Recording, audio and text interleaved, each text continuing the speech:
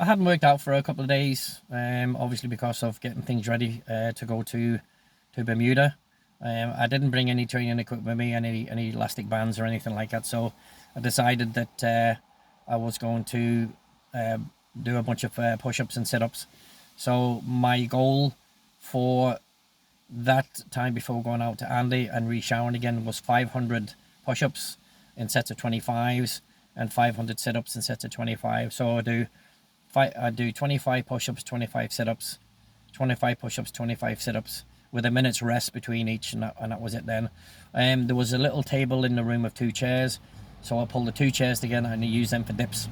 So that was my dip stand, and I did, I think, 200 or 250 dips in sets of 25s as well. And by that time, that was a good old bodyweight workout.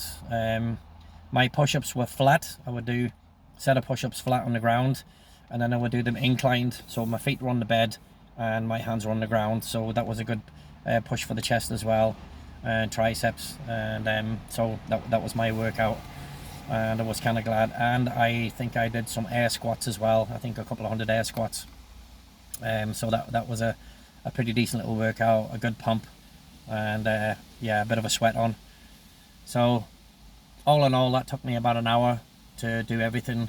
Had another shower, a nice cold shower. I didn't put Kitty in the shower this time, so she just stayed on the bed, and I closed the bathroom door so she wouldn't come in, because I didn't want to get all wet again, and I didn't want to get into cold water.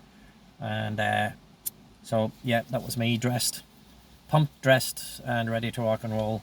So I calculated by that time that Andy and Lauren would have had something to eat, and I would go down and I would find them basically sitting at the same table that we'd met at earlier on that day.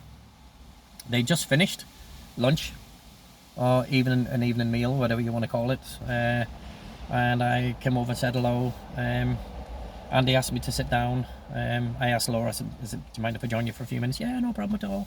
She immediately just picked Kitty up and right on her big boobies, and Kitty was just all purring and she was at home. And I looked at Andy and kind of winked at Andy. I did nothing but embarrass him. He was fucking looking all over the place. So yeah, good to wind Andy up, and I started kicking him under the table on his ankle and stuff like that. And Lauren, she kind of wondered what was going on. So I think she knew that Andy would have loved to have rested his head on them big boobies. So, and she knew that she had them poked right out and barely covered up. So you know that was the plan for her, I think. So anyway, it was good fun. It's all good adult fun, and a good laugh. So she asked us if she asked me if I wanted to join them, and I says no, I just wanted to come out and say hello, and that me and Kitty were going to go take a stroll down the beach and try and get into some mischief. And that's just basically what we did. We took our goodbyes. I had a Coke with them, give her a few minutes of Kitty, and asked Andy if everything had been okay, and he goes, yeah, he was more than happy.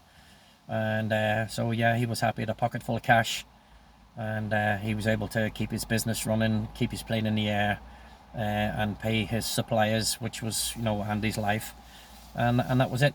So I took Kitty, and off we went, and we just took a stroll down onto the beach off the little decking area at the hotel. And yeah, we just took a left to where the music was coming from, and 5 minutes later we were down the beach with a whole bunch of deck chairs.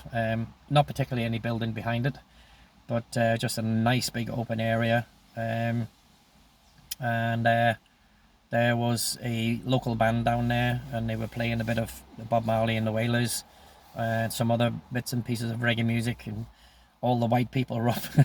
Fuck.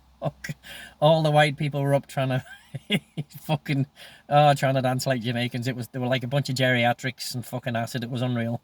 Oh, it was crazy. I was just sitting down on the chairs, fucking pissing myself laughing.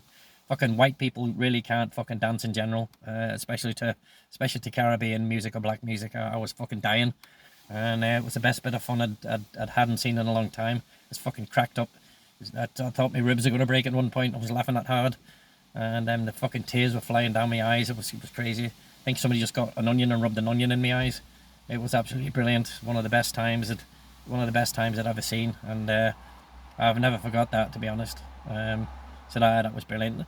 I just sat down there. There was a little one of the local waiters, one of the local guys. His name turned out to be Aaron.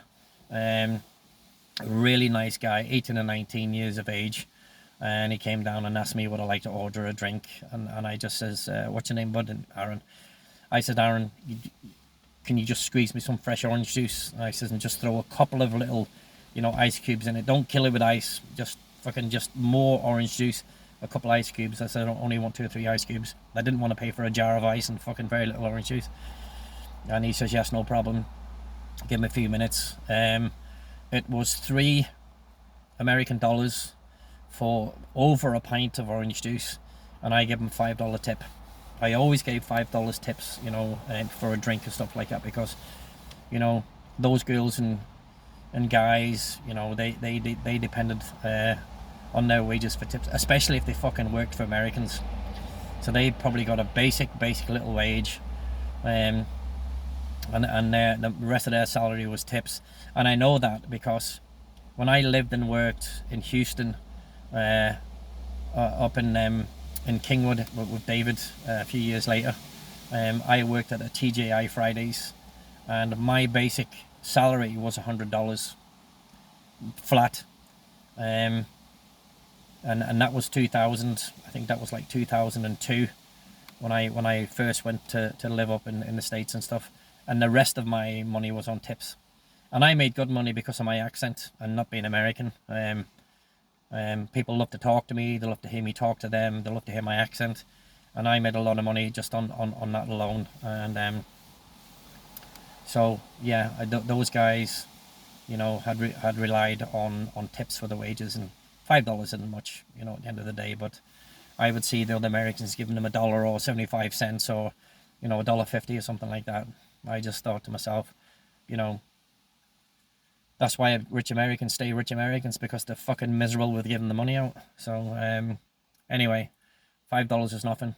I had a pocket full of cash, and I just thought that was appropriate. You get good service, and you give good tips, and you'll always get good service from that person who's taking care of you. So Aaron went off, and like a flash, a bolt of lightning, he was back down again with this massive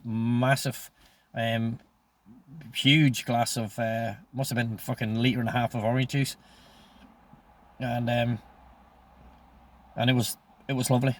Just natural orange juice, no sugars, no nothing in it, and a couple of ice cubes and a straw, and that was it. And very thoughtful of him. He brought down a little bit of a, what was it? I think it might have been like a little bit of a fish dinner or something. I can't remember what it was, but there was fish or something mixed into it. Might have been fish and rice or something like that, all mashed up and stuff. And he brought a little plate down, and I was just kind of blown away about that, And he asked me, could he give her a cuddle? And I said, yeah, you know what I mean. So he just seemed to absolutely love her, and that was the amazing thing about most of the people that I'd encountered, on the travels. They just loved animals, which was brilliant. I used to watch the faces, when they would see them and someone would pull away and, not want to touch them, and dirty animals and stuff like that there. And I fucking avoided those people like the plague. I wanted absolutely nothing to do with them. Cats clean themselves more than fucking human beings did. So I would avoid those people like the plague. And it made me happy to see when people say, oh, can I pick her up? Can I give her a little pet? Can I give her a cuddle?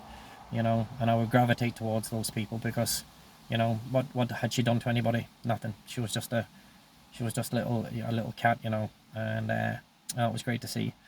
So me and Kitty, she had a little pink leash on and her little collar, and she would stroll around, but she wouldn't go too far, and people would see that she had a collar, so they knew that she wasn't a stray.